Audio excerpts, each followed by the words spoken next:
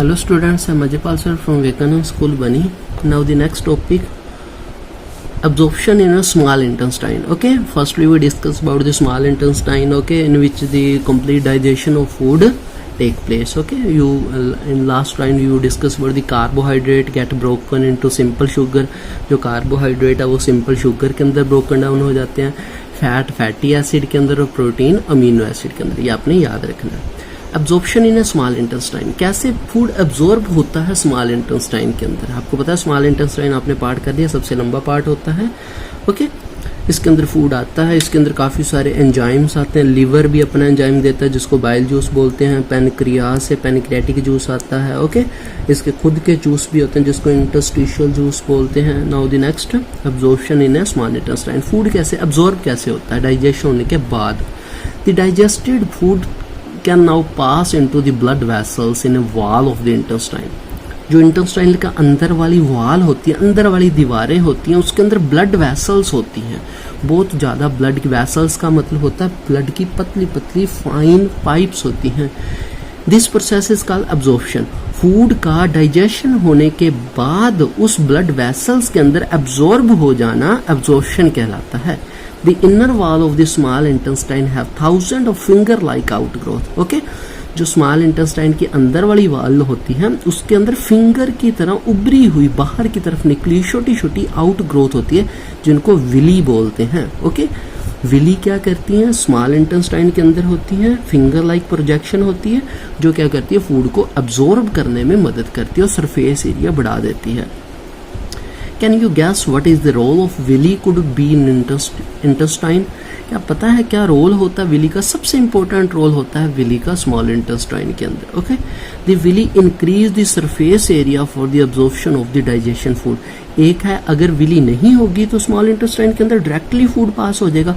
अगर विली है उस स्मॉल इंटेस्टाइन के अंदर रुकावट है, उंगलियों की तरह निकली हुई स्ट्रक्चर है स्मॉल इंटेस्टाइन के अंदर वाली वॉल के साथ, तो वो फूड को ज़्यादा टाइम उसके अंदर रोक के रखेगी, एब्जॉर्प्शन ज़्यादा होगा. विली के अंदर ब्लड कैपिलरीज होती हैं जो विली के अंदर ब्लड कैपिलरी फूड को एब्जॉर्ब करती रहती हैं. The villi increase the surface area. आप देखो सरफेस एरिया इंक्रीज हो गया ना एब्जॉर्प्शन के लिए क्योंकि ज़्यादा टाइम तक फूड उस घुमावदार के अंदर रहेगा. Each villus has a network of thin and small blood vessels. हर एक विली के अंदर ब्लड वेसल्स होती हैं. The surface of the villi absorb the digestion food material. जो अंदर वाला विली का सरफेस होता है वो डाइजेस्टेड फूड मटेरियल को अब्जॉर्ब कर लेता है. The absorb substance are transported by the blood vessels to different organ. अब विली ने फूड अब्जॉर्ब कर लिया. विली कहाँ पे थी, स्मॉल इंटेस्टाइन के अंदर थी. फूड को अब्जॉर्ब करके ब्लड वेसल के अंदर दे दिया. ब्लड वेसल उसको सारी की सारी बॉडी के अंदर ब्लड के थ्रू ले जाएगा उस फूड को, अब्जॉर्ब फूड को. Okay, where they are used to build complex substance such as protein required by the body. This is called assimilation. Okay, इस प्रोसेस को assimilation बोलते हैं. अब देखो फूड का अब्जॉर्ब होने के बाद सारे के सारे पार्ट के अंदर जाना और उसका फूड का अब्जॉर्ब होने के बाद यूज होना हर एक सेल के अंदर, जिसको एसिमिलेशन बोला जाता है. This is in the cell glucose broke down with the help of oxygen into carbon dioxide and water and energy is released. अब देखो सेल के अंदर फूड जो अब्जॉर्ब हुआ वो ग्लूकोज की फॉर्म में हुआ. ग्लूकोज हर एक सेल के अंदर चला गया, ब्लड के द्वारा, विली के द्वारा वो चला गया. अब आपको पता हर एक सेल के अंदर ऑक्सीजन भी जाती है. ऑक्सीजन और जो ग्लूकोज है वो दोनों आपस में ऐड होंगे तो क्या चीज़ बनती है, कार्बन डाइऑक्साइड बनती है, वाटर बनता है और एनर्जी रिलीज होती है. एनर्जी वो सेल काम करने में यूज़ कर लेता है. This food remain undigested and unabsorbed into large intestine.